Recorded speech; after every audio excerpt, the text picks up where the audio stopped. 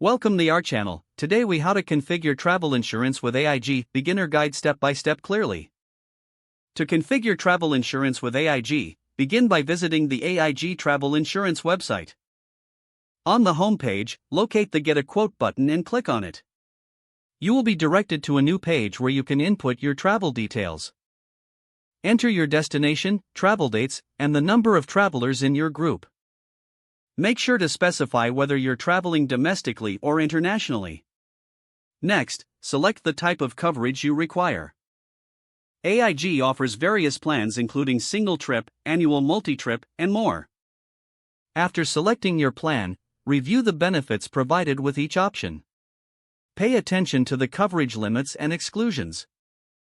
Once you've chosen your plan, click on the Continue button. Now, you'll need to fill out your personal information.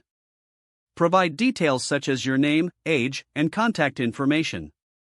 Ensure all information entered is accurate to avoid issues later. After completing the personal information section, review your selections. Make any necessary adjustments to your coverage or travel details.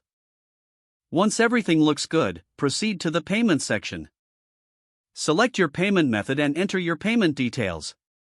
Confirm your purchase by clicking the Purchase button. You will receive a confirmation email shortly after completing the transaction. This email will contain your policy information and important contact details. Keep this email for your records and review your coverage details.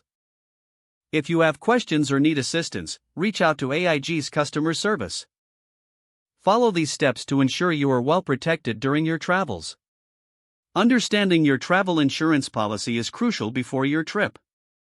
Take the time to read the terms and conditions thoroughly.